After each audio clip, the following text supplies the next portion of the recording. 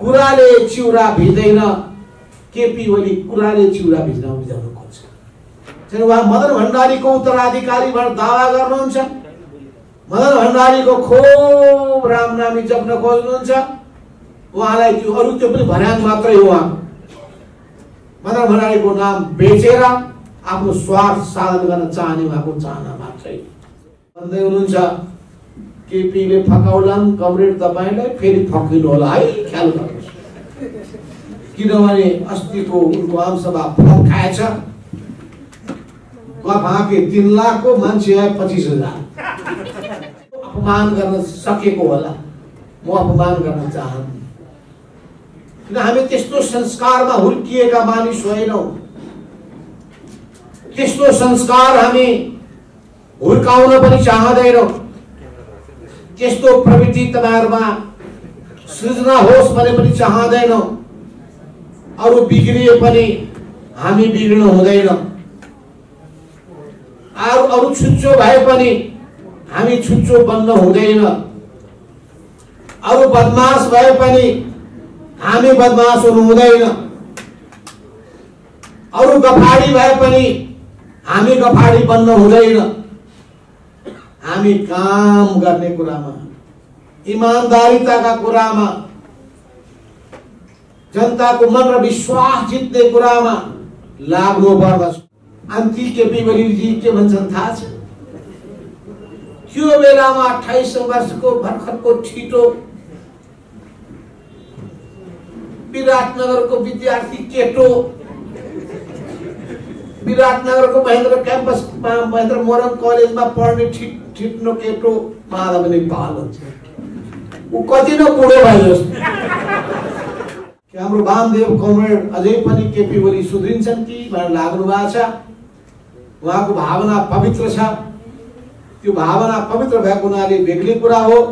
तर मैले भन्ने गरेको छु, त्यो बालुवा टारको बालुवा पेरेर तेल निस्किनेवाला छैन। तपाईँ फेर्नुहोस्, तेल निस्किँदैन। केपी सुध्रिनेवाला छैनन्। हाम्रो मुटुको धड्कन एकै साथ धड्किरहेको छ। मन मिलेपछि त मुटुको धड्कन पनि सँगसँगै धड्किन्छ। मन मिलेपछि त जीव त त्यतिकै तग्रिहाल्छ, फुर्तिलो भइ नै हाल्छ। 28 सालदेखि अहिलेसम्म जोड्दा गरे कति वर्ष भयो? 49 वर्ष भइसकेका छ। तपाईहरुमध्ये कति त 49 वर्षको हुनुभएको पनि छैन। 55 वर्षको हुनुहुन्छ भने पनि त्यो बेलामा 6 वर्षको सानो बच्चो, सानी छोरी टुकु टुकु हिँडिरहेको स्थिति हो। यो लामो यात्रामा हामीले धेरै उतार चढाव देखेका छौँ। र त्यही सिलसिलामा 29 सालमा कम्युनिस्ट पार्टीमा झापामा मुकुन्द गौडसँगै काम गरेका केपी ओलीजी त्यही फेला पर्नु भएको थियो। त्यो बेलामा झापाको नेता मोहनचन्द्र अधिकारी हुनुहुन्थ्यो। मोहनचन्द्र अधिकारी र केपी ओली यी दुईटै मेरो डेरामा 2 महिनासम्म त्यही मजदुर बस्तीमा बस्नु भएको थियो। अन्ती केपी ओलीजी के भन्छन् थाहा छ? त्यो बेलामा 28 वर्षको भर्खरको ठिटो विराटनगरको विद्यार्थी केटो, विराटनगरको महेन्द्र क्याम्पसमा महेन्द्र मोरङ कलेजमा पढ्ने ठिट्नो केटो माधव नेपाल हुन्छ। ऊ कति न बुढो भयो जस्तो। कति न बुढो भयो जस्तो। बरु भने भोलि उहाँ कलेज पढ्नुहुन्थ्यो, म त के हुनु, बल्ल चाहिँ 8 क्लास पढ्दै थिएँ भने हुन्थ्यो नि। त्यो भन्ने होइन। भनेपछि कस्तो अपमान गर्न सकेको होला, म अपमान गर्न चाहन्छु। किन हामी त्यस्तो संस्कारमा हुर्किएका मानिस होइनौँ। त्यस्तो संस्कार हामी हुर्काउन पनि चाहँदैनौँ। त्यस्तो प्रवृत्ति तपाईहरुमा सृजना होस् भने पनि चाहँदैनौँ। अरू बिग्रिए पनि हामी बिग्रिनु हुँदैन, अरू छुच्चो भए पनि हामी छुच्चो बन्न हुँदैन, अरू बदमाश भए पनि हामी बदमाश हुनु हुँदैन, अरू गफाडी भए पनि हामी गफाडी बन्न हुँदैन। हामी काम गर्ने कुरामा, ईमानदारीताका कुरामा, जनताको मन र विश्वास जित्ने कुरामा लाग्नु पर्दछ। हामीले भन्ने र सिकाउने कुरा त्यही हो। त्यही मजदुर बस्तीमा नै 2031 सालमा कोअर्डिनेसन केन्द्रको पहिलो वैचारिक बीजारोपण भएको थियो र त्यो वैचारिक बीजारोपण गर्ने कुरामा हामी दुईजना थियौं, एउटा सीपी मैनाली र अर्को मोरङको नेता थिए। सीपी मैनाली झापाको नेता हुनुहुन्थ्यो। मुकुन्द कमर त्यो बेलामा झापाबाट मोरङको गाउँमा, अनि मोरङको गाउँबाट उहाँ सिराहा जिल्ला हुँदै पर्सा हुँदै बारा जिल्लाका किसानहरूको बीचमा उनीहरूलाई सचेत बनाउँदै संगठनमा लाग्नु भएको थियो। त्यो बेलाका पुराना योद्धाहरू हामी पुरानो कुराको संस्मरण गर्दैछौँ र हिजो मैले राति र आज बिहान राधाकृष्ण मैनालीसँग कुरा गर्दाखेरि उहाँ भन्दै हुनुहुन्छ, केपीले फकाउलान् कमरेड तपाईलाई, फेरि फकिनु होला है, ख्याल गर्नुहोस्। किनभने अस्तिको उनको आमसभा फकाएछ, गफाके 3 लाख को मान्छे आए 25,000। त्यसो हुनाले फेरि तपाईँ त फकिहाल्ने मान्छे हो, फकाउलान् है। मैले त उहिले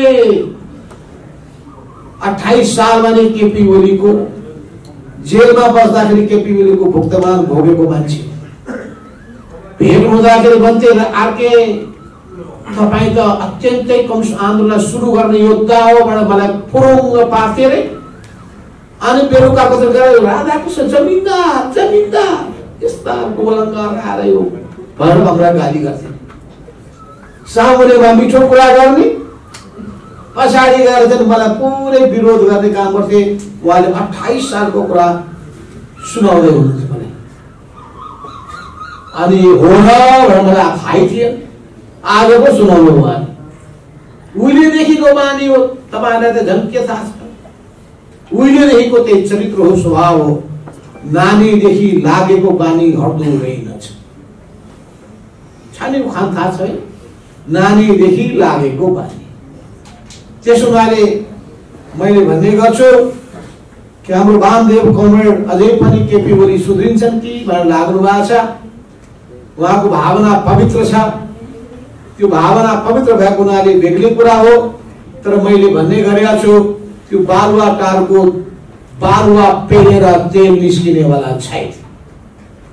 तपाईँ पेल्नुहोस्, तेल निस्किँदैन।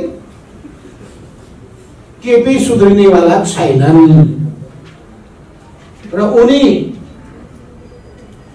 उनको अहंकार बढ्दै गयो। यसको कारण के हो भने उनमा कम्युनिस्ट आन्दोलन प्रतिको निष्ठा र आस्था कमजोर हुँदै गयो। कम्युनिस्ट आन्दोलन प्रतिको प्रतिबद्धता कमजोर हुँदै गयो। उनले मार्क्सवादलाई अवसरवादको रूपमा बुझ्न पुगे र आफ्नो स्वार्थको साधन बनाउन चाहे र त्यही स्वार्थको साधन बनाउँदै त्यसैको भर्याङ चढ्दै, कम्युनिस्ट पार्टीको भर्याङ चढ्दै, विभिन्न नेताहरूको भर्याङ चढ्दै, अनि हुँदा पछि त पुष्पल दाहाल हाम्रो पार्टीका अध्यक्ष, उहाँको भर्याङ चढ्दै चट्ट प्रधानमन्त्री भइसकेपछि पुक्क लात हानेर प्रचण्डलाई तल ढाल।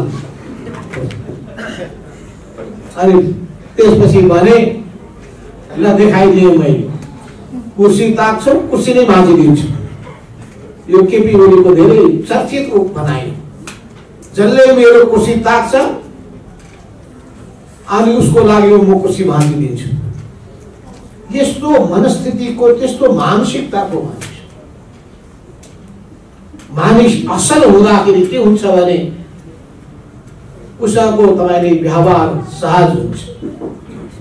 अझै कम्युनिस्ट आचरण भएको मानिस भएपछि त लामो यात्रा हुन सक्दछ, किनभने ऊ सिद्धान्त प्रति प्रतिबद्ध हुन्छ। उसको विजन समाजको परिवर्तन हुन्छ, ऊ निजी स्वार्थमा लाग्दैन।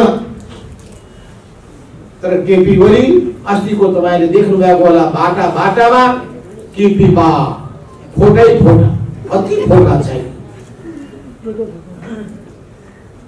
पहिले चाहिँ केपी को विरुद्धको आन्दोलनमा जुटेका एकजना साथीले फकाएर लगेछन्।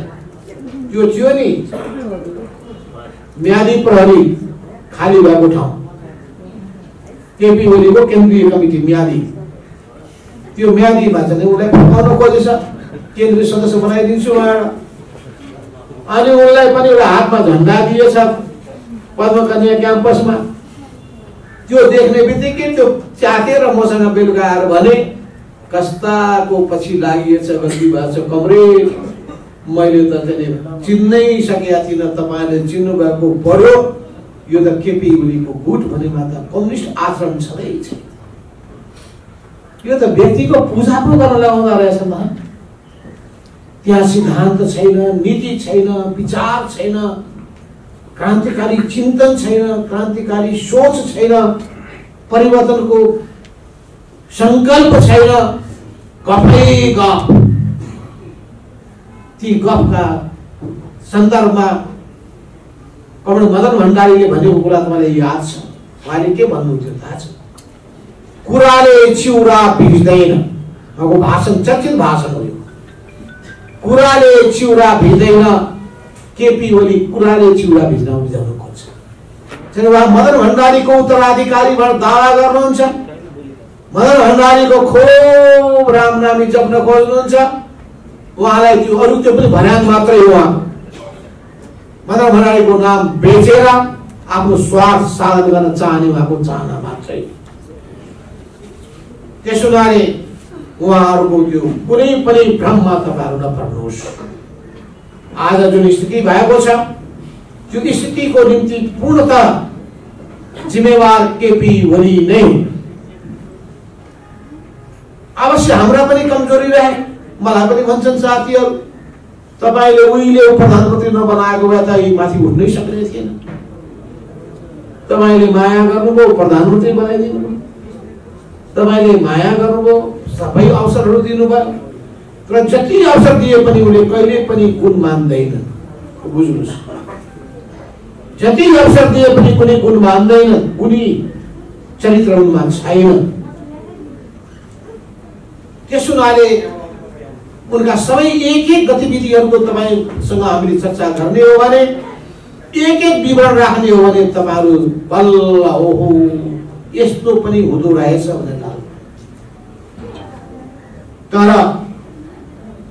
यस्ताहरू भए भनेर दिक्क मानेर मात्र हुँदैन। सन्तान तपाईले जन्माउनु भयो, छोराछोरी जन्माउनु भयो, तपाईलाई छोराछोरीको माया हुन्छ।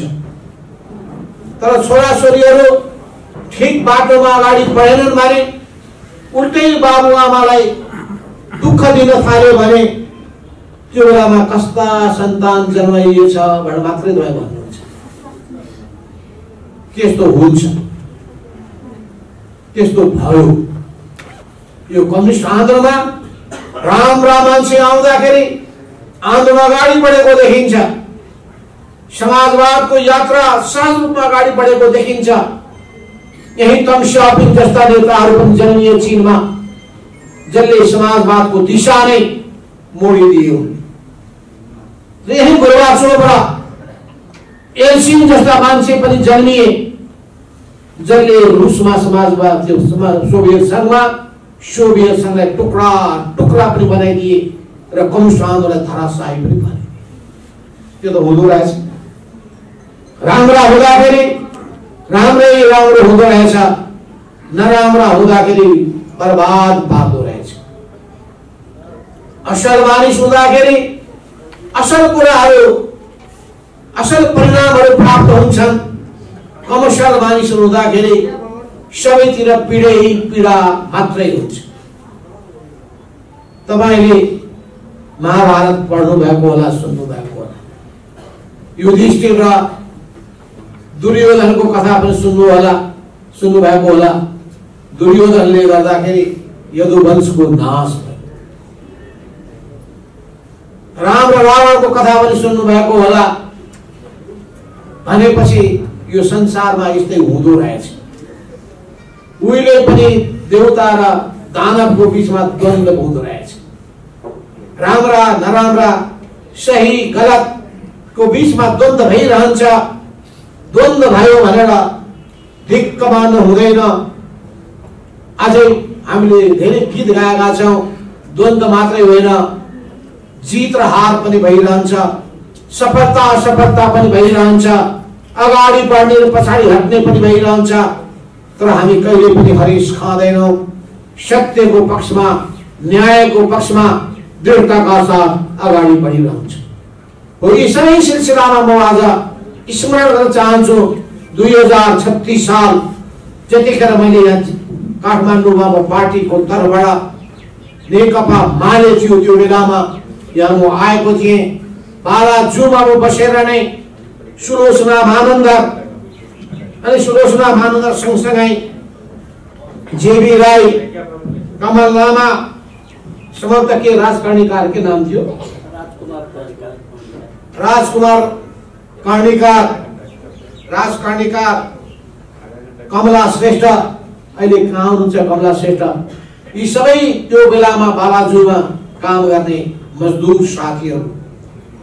सुलोचनाले अगुवाई गरेर नेपाल स्वतन्त्र मजदुर युनियनको स्थापना गरिएको थियो र त्यसै सिलसिलामा नै पछिल्लो समयमा गएर अनि त्यतिखेर नेपाल स्वतन्त्र मजदुर युनियन, होटलसँग सम्बद्ध युनियन, अनि पर्यटनसँग सम्बद्ध युनियन अनि यातायातसँग सम्बद्ध युनियन, चारवटा युनियन मिलेर जी फाउन्डको स्थापना भएको थियो।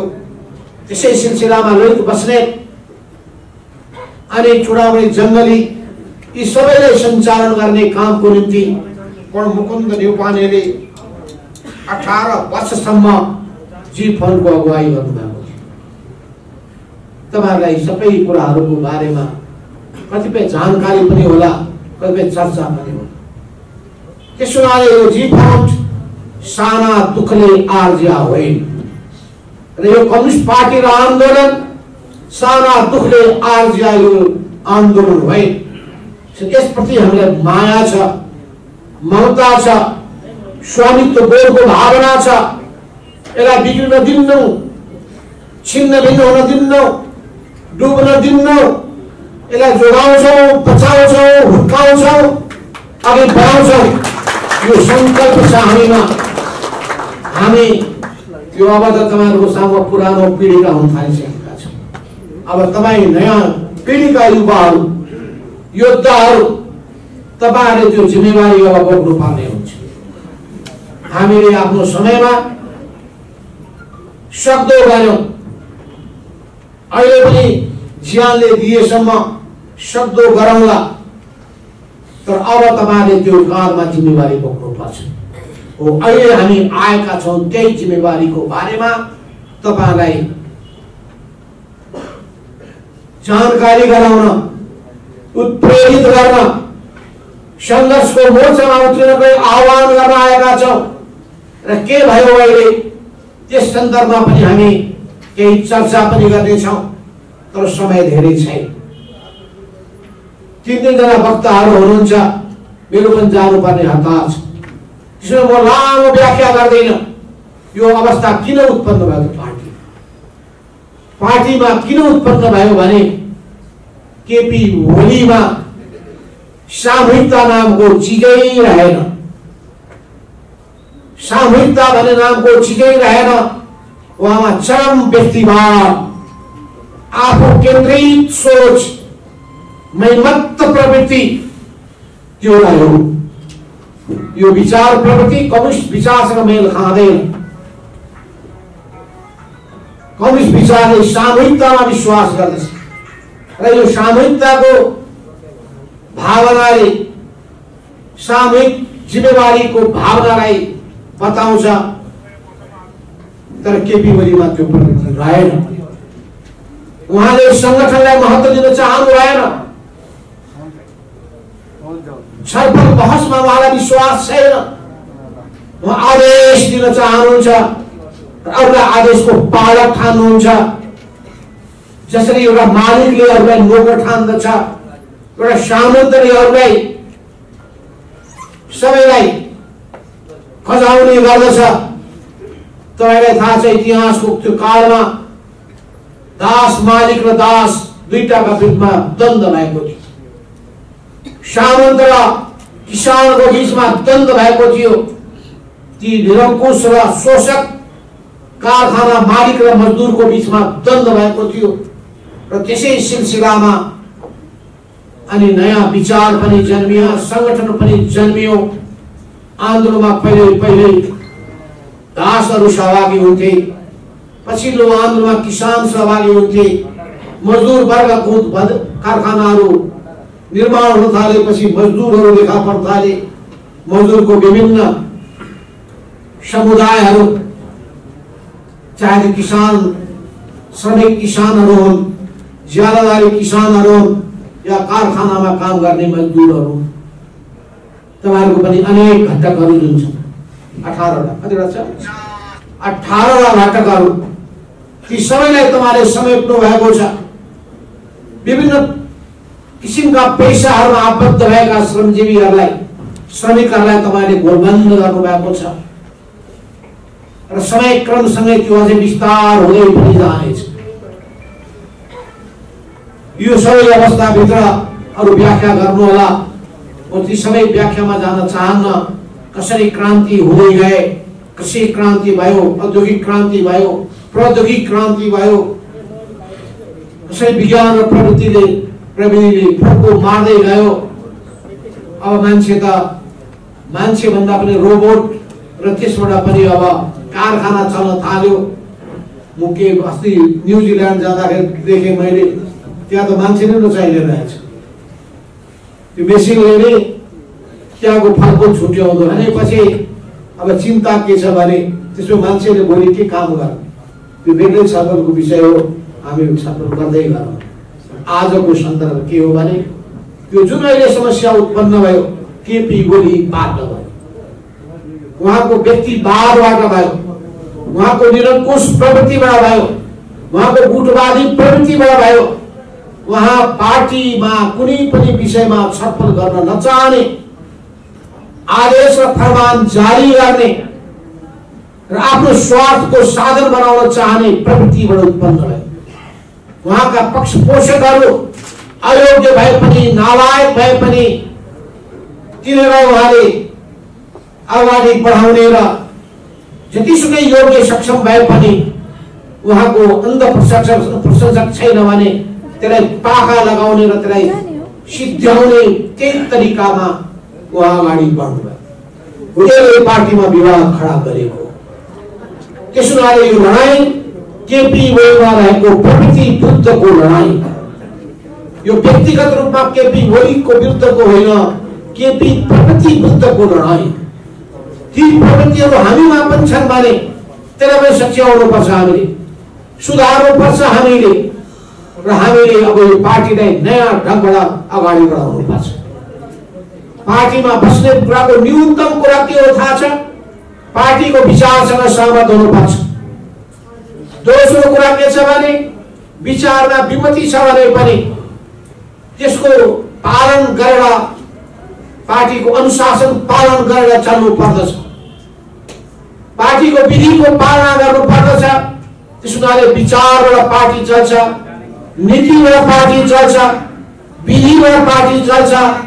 र मान्छेहरूको मूल्याङ्कन गर्दाखेरि कामबाट, उसको गतिविधिबाट, उसको भूमिकाबाट अनि उसको मूल्याङ्कन गर्नुपर्छ।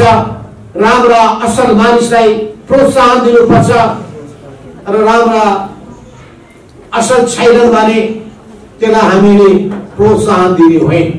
अझै खराब छन् भने, समस्या बढेका छन् भने, बाधक भएका छन् भने, मानिसको नाउँमा कलङ्क छन् भने त्यसलाई पन्छाउनु पर्छ। मान्छे त हो नि, बदमास पनि हुन्छ, अपराधी पनि हुन्छ, दुष्ट पनि हुन्छ, शोषक अत्याचारी पनि हुन्छ।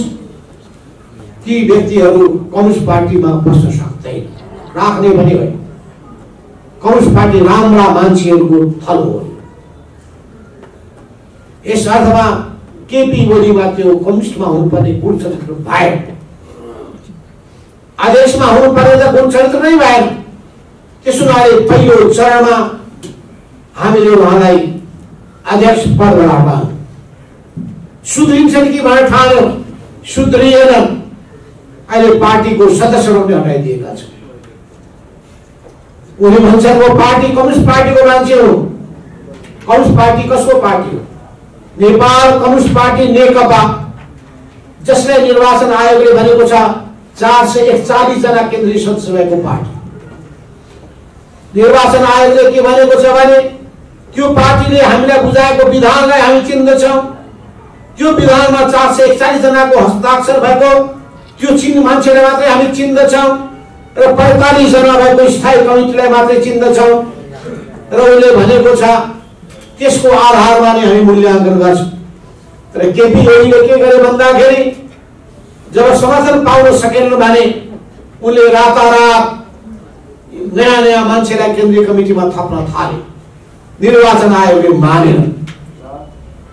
के कारणले गर्दाखेरि हिजो अध्यक्ष रोज्ने मान्छे उनके विरुद्धमा गए, उनले आफूभित्र कारण खोज्नु पर्दैन। हिजो पार्टी नेकपा एमालेको 9 महाधिवेशनमा अध्यक्षमा चुनिएको मान्छे त्यही पार्टी पूर्व एमाले भित्रका ठूलो पक्ति उनको विपक्षमा छ। दुईटै पार्टी एकीकृत भयो 75 सालको जेठको 3 गतेका दिनमा। त्यो बेलामा 441 जनाको केन्द्रीय कमिटी बनाइयो। पुराना पार्टी भङ्ग भए, एमाले पनि भङ्ग भयो, माओवादी पनि भङ्ग भयो, नयाँ पार्टी बन्यो। त्यो नयाँ पार्टीको 441 जनाले नै उनलाई अध्यक्ष रोजेको थियो। अनि पछिल्लो कालमा 441 जना मध्ये झन्डै 300 मानिस उनको विपक्षमा गए। 300 जना विपक्षमा गइसकेपछि कुन नैतिकताको आधारमा उनी अध्यक्षमा रहन सक्छ? तपाईकै जितपुरमा भएको चुनाव भएको थियो अधिवेशनमा। तपाईहरुको अधिवेशनमा हाम्रो विष्णु रमसाल पनि उम्मेदवार हुनको थियो अध्यक्षमा। दुईटैको भोट बराबर हो, थाहा छ तपाईहरुलाई। दुईटैको मत बराबर आइसकेपछि गोला प्रथामा मात्रै विष्णुजी हार्नुभयो, विष्णु रमसाल। दीपकजी जित्नुभयो उपाध्यक्ष, सचिवमा जित्नुभयो सुनिताजी। अरू जम्मै उनीहरूले एकलौटी गरे। अरू पदाधिकारी पनि हुनुहुन्छ। तर पनि त्यो बेलामा के गरे भन्ने कुरा मलाई विनोद श्रेष्ठको स्वभाव मलाई थाहा छ। 9 महाधिवेशनमा गरेको दादागिरी, त्यो दादागिरीको निम्ति तपाईहरुले चाहिँ हामीलाई तपाईहरुलाई भन्न पनि आएनौ, नभए त्यही ठाउँमा त्यहाँ नियन्त्रण गरेको भए त्यो 9 महाधिवेशनमा पनि जित्नेवाला थिएन केपी ओली। यो सबै स्थितिभित्र तपाईहरुको भूमिका महत्त्वपूर्ण छ र बुझ्नु पर्दछ तपाईहरुले कि हामी सही ठाउँमा छौं। हामीले कुर्सीको निम्ति, पदको निम्ति हानाथाप गरेका होइन। न्यायको निम्ति आवाज उठाएका हौं, सत्यको निम्ति कुरा उठाएका हौं, पार्टीलाई सही बाटोमा लिएर जाउँ भन्ने कुरा उठाएका हौं। र यो पार्टीले यस्तो मौका पाएको छ चुनावमा जितेर, जनताको मन जितेर त्यो सरकारले गर्ने काम राम्रो ढंगले होस् भनेर हामीले कुरा उठाएका हौं। सरकारको कामको बारेमा जनताले गुनासा गर्न थाले। मजदुरको समस्याको बारेमा पनि सरकार संवेदनशील भएन भनेर कुरा उठे। नेपालमा लगानीको निम्ति पनि राम्रो ढंगले सरकारले ध्यान दिएन भनेर पनि कुरा उठ्यो। नेपालको राष्ट्रिय पुँजीहरूलाई प्रबन्धन गर्नुपर्ने, पुँजीपतिलाई गर्नुपर्नेमा दलाल पुँजीपतिहरूलाई मौका दियो, प्रोत्साहन दिन थालियो र जो लगानी गरेर प्रतिफल प्राप्त गर्ने होइन, त्यसैगरी लुटेर कमिसनको बलमा अनि चल्न खोज्ने त्यो प्रवृत्तिलाई जब सरकारले प्रोत्साहन दिन थाल्यो, अब यो पार्टी गलत बाटोमा जाने भयो भनेर कुरा उठ्न थाले। त्यसैले हामीले जनताको आवाज उठाउन चाहौं, जनताको पीडाको बारेमा छलफल गर्न चाहौं, जनताले भोगिरहेका कष्टहरूको बारेमा सरकार संवेदनशील बनोस् भनेर कुरा उठायो। तर केपी ओलीलाई सबै कुराहरू स्वीकार्य भएन, मान्ने भएन, उहाँ छलफल गर्न चाहनु भएन। उहाँको नेचरै, उहाँको स्वभाव नै कस्तो छ भन्दाखेरि उहाँले गरेको कुरामा कसैले प्रश्न खडा गर्न पाउँदैन, कसैले कुरा पनि उठाउन पाउँदैन। यसैलाई उहाँले भनेको मलाई असहयोग भयो, यसैलाई उहाँले भनेको मलाई घेराबन्दीमा पारे, मलाई सबैतिर च्याप्न खोजे। च्यापेको त छलफल गरौँ भनेर भनेको, समस्याको बारेमा छलफल गरौँ, हाम्रा विचार पनि राख्न पाऊँ, हाम्रा अनुभवहरू पनि राख्न पाऊँ, अनि छलफल बहस गरौँ। नेपालकै पुराना अनुभवहरू, संसारकै पुराना अनुभवहरू, ती सबैमा छलफल गरौँ। के हामीले अपराध गरेको हो छैन उठाएर? हामीले ती कुरा उठाउने हो भने तपाईँहरूको आवाज पुग्छ कसरी? तपाईँको पीडा र वेदनाको कुरा पार्टीमा पुग्छ कसरी? त्यो कुरा केपी ओली सुन्नै नचाहने र त्यो भएको हुनाले जब उहाँमा त्यस्तो एकाधिकारवादी प्रवृत्ति हुर्कियो अनि पार्टीभित्र उहाँप्रति आलोचना हुन थाले, गुनासो पर्न थाल्यो, उहाँ एक्लो हुँदै जान थाल्नुभयो, उहाँले बहुमत गुमाउनु भयो, विश्वास गुमाउँदै जानुभयो, आफ्नै कारणले उहाँ एक्लो एक्लो एक्लो एक्लो हुँदै जानुभयो। एक्लो भइसकेपछि उहाँले अब यो घरमा कसरत गर्ने धेरै भए, जम्मैलाई एउटै खुकुरीले छ्याक्क काटिदिन्छु, म एक्लै बस्छु भनेर जम्मैलाई खुकुरी प्रहार गर्यो। यी धेरै कसरत गर्छन्, जम्मै छोराछोरी र श्रीमतीलाई एउटै चिहान पुर्याइदिन्छु भने चिहान पुर्याउनु। हामी त्यति सजिलै गर्नेवाला त छैन। ठ्याक्क खुकुरी उहाँको समात्यो, पाइँदैन, हामीलाई सिद्ध्याउ। उहाँले कम्युनिस्ट पार्टीलाई सिद्ध्याउन खोज्नुभयो, पाइँदैन कम्युनिस्ट पार्टीलाई सिद्ध्याउ। र हामीले भन्यौँ तपाईमा त्यस्तो किसिमको जुन प्रवृत्ति हुर्केको छ यो हामी सहनेवाला छैन। त्यसो भएको हुनाले तपाईँले मनपरी गर्न पाउनुहुन्न भनेपछि मलाई प्रधानमन्त्रीबाट हटाउने भए भने लागेर संसदै भङ्ग, पार्टीको महाअध्यक्ष हटाउने भएर पार्टी नै सिद्ध्याउन खोज्यो। कस्तो भस्मासुर, यसलाई भन्छ भस्मासुर सही हो। यी सबै कुराको क्रममा उहाँले संविधानको धारामा टेक्दै नटेकिकन एकैचोटि प्रतिनिधि सभा विघटन गर्नुभयो र अहिले अदालतमा भएको बहसमा सुन्नुभएको होला सरकारी वकिलले भनेको संविधानको धारामा टेक्नु पर्दैन, खोज्नु पर्दैन, प्रधानमन्त्रीलाई मन लाग्यो भने विघटन गर्न पाइन्छ। यो कानुनी शासनमा यस्तो पाइँदैन, संवैधानिक व्यवस्था भएको मुलुकमा यस्तो गर्न पाइँदैन। सबै मान्छे संविधानको मातहतमा हुन्छ, पार्टीभित्र बस्ने मान्छे पार्टीको विधानको मातहतमा हुन्छ, प्रत्येक व्यक्ति संगठनको मातहतमा हुनुपर्छ, अल्पमत बहुमतको मातहतमा हुनुपर्छ र कोही पनि कसैले पनि अनुशासनको सीमा नाग्न पाउँदैन। यो हाम्रो पार्टीको व्यवस्था हो र हाम्रो देशको संविधानको व्यवस्थाले पनि के भन्छ भने संविधान भन्दा माथि कोही पनि हुँदैन। त्यसो भएको हुनाले यो लडाई संविधानलाई जोगाउने कि संविधानलाई सिद्ध्याउने लडाई, यो लडाई लोकतन्त्रलाई जोगाउने कि लोकतन्त्रलाई समाप्त पार्ने लडाई हो। केपी ओली गणतन्त्रको पक्षमा कहिले पनि हुनु भएन, उहाँलाई गणतन्त्रसँग माया पनि छैन। त्यसैले उहाँले गणतन्त्रलाई सिद्ध्याउन खोजिरहनु भएको छ। उहाँलाई संघीयताप्रति पनि कुनै मोह छैन र संघीयताको विरोधी मान्छे, उहाँ समावेशिताको पनि पक्षमा होइन। त्यसैले समावेशितासित पनि उहाँलाई कुनै मतलब चाख्नु छैन। यस अर्थमा उहाँका यी सबै कदमहरू प्रतिगामी कदमहरू हुन्, प्रतिगमनकारी कदमहरू हुन् र यसकै विरुद्धमा हामीले सडकमा सङ्घर्षको आह्वान गरेका छौँ। देशव्यापी रूपमा पार्टी शक्ति परिचालन गरिरहेका छौँ र सबै ठाउँहरूमा जिल्ला कमिटीहरूमा, जिल्ला जिल्लामा, प्रदेश प्रदेशमा हामी बहुमतमा छौँ। सबै ठाउँमा उहाँ अल्पमतमा हुनुहुन्छ, केन्द्रमा अल्पमतमा, प्रदेशमा अल्पमतमा, जिल्लामा अल्पमतमा, सबै सङ्गठनहरूमा अल्पमतमा। उहाँ कुनै बहुमतमा भएको कुनै पनि सङ्गठन देखिँदैन, किन जब सङ्गठन एकताबद्ध भइसकेपछि, एउटै भइसकेपछि अहिले यो चिटफन्डमा अलि गर्ने कारण भनेको त्यहाँ उहाँले खेल्न खोजेको मात्रै। त्यसो भएको हुनाले यहाँभित्रको सङ्कटलाई तपाईँहरूले पार लगाउन सक्नुहुन्छ। तपाईँहरू एकताबद्ध भएर अगाडि बढ्नु पर्दछ। जसरी अहिले देशव्यापी रूपमा आन्दोलन चलेको छ, जनताको विशाल उपस्थिति देखिएको छ। विराटनगरको सभा त्यस्तै ठुलो थियो, बुटोलको त झन् शानदार थियो, धनगढीको त महाशानदार थियो। यो सबै काठमाडौँको त्यत्रो सभा, विरोध सभा, त्यो विरोध सभाले सातो पुत्रो लिएछ केपी ओलीको। अनि 3 लाख साङ्ग्रो गल्लीमा गरेको सभा भन्दा हेर्न आउनु भनेको त हेर्न जाँदा हात्ती आयो फुस्सा भएछ। बिचरा ओलीले त्यत्र 50-50 करोड खर्च गरेर बोलाएको मान्छे नै फेला परेन, आउनै चाहेन। किनभने कांग्रेस पनि यो कदमको विरुद्धमा छ, जनता समाजवादी पार्टी पनि विरुद्धमा छ, जनमोर्चा पनि विरुद्धमा छ, अरू दलहरू पनि विरुद्धमा छन्, नागरिक समाज पनि विरुद्धमा छ, मेनस्ट्रिम मिडिया पनि विरुद्धमा छ, बुद्धिजीवीहरू पनि विरुद्धमा छन्। समाजका सबै वर्गका जनताहरू केपी ओलीको यो प्रतिगमनको विरुद्धमा संघर्षमा उत्रेका छन्। हिजै मात्रै नेपाली कांग्रेसको देशभरि विरोध कार्यक्रमहरू भयो।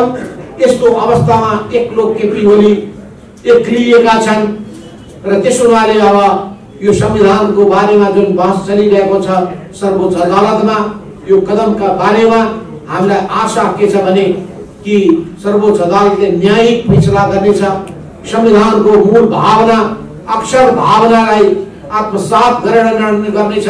किन संविधान बनाउँदाखेरि हामीले प्रधानमन्त्रीलाई संसद विघटन गर्ने अधिकार छैन भनेर व्यवस्था गरेका हौं। त्यही कुराको व्याख्या पछि गएर सुभाष निर्माण गर्ने खरेलले बोलेको कुराको भाइरल भएको छ त्यो भिडियो, त्यहीबाट पनि प्रश्न बुझ्न सकिन्छ। हाम्रो व्यवस्थामा हाम्रो अनुभवको आधारमा गरेको यो जुन प्रबन्ध हो, यो प्रबन्धभन्दा अन्य ढंगले कसैले व्याख्या गर्ला भन्ने मलाई लाग्दैन। त्यसैगरी निर्वाचन आयोगमा पनि हामीले दावा गरेका छौं, अत्यधिक बहुमत हाम्रो साथमा छ। त्यसो हुनाले असली पार्टी नेपाल कम्युनिस्ट पार्टी नेकपा हामीसँग छ। केपी ओली त निकालिएका मान्छे हुन्, त्यसो हुनाले सूर्य चिन्ह अन्त कतै जाँदैन, त्यो हामीसँग रहन्छ। कुनै षड्यन्त्र कहीँ हुन्छ भने खबरदार, त्यो षड्यन्त्रलाई हामी स्वीकार गर्न सक्दैनौं र षड्यन्त्रकारीहरूलाई र गलत कदम चाल्ने कुराहरूलाई हामी सहन सक्दैनौं। त्यसो हुनाले हामीलाई आशा छ सबैले वास्तवमा न्यायको पक्षमा नै निर्णय गर्नेछन्, फैसला गर्नेछन् र त्यो न्यायको आवाज गुन्जायमान गर्नका लागि 28 गते काठमाडौँमा हामीले जुन विशाल विरोध प्रदर्शनको कार्यक्रम, विरोध सभाको कार्यक्रमको आयोजना गरिएको छ, त्यहाँ तपाईहरुको विशाल उपस्थिति चाहिन्छ, मजदुरहरूको उपस्थिति चाहिन्छ, परिवार तपाईहरुका सदस्यहरूको उपस्थिति चाहिन्छ, आफ्नो जिल्लावासीहरूको उपस्थिति चाहिन्छ, आफूले चिनेका चिनजान भएका मानिसहरूले पनि तपाईले आउनका लागि फोन गरेर मोटिभेट गरेर उनीहरुलाई भनेर तपाईले ल्याउनु पर्छ र पहिलेको सभाभन्दा दोब्बर संख्यामा जनतालाई सडकमा उतार्यो भने सिंगो देशमा यसले र विदेशमा पनि तरंग पैदा गर्नेछ। जसरी 62-63 को आन्दोलनमा जनसागर उर्लिएको थियो, त्यस्तै जनसागर उर्लनका लागि तपाईलाई आह्वान समेत गर्दै म आफ्नो भनाइ यही टुङ्ग्याउँछु। हस्त धन्यवाद।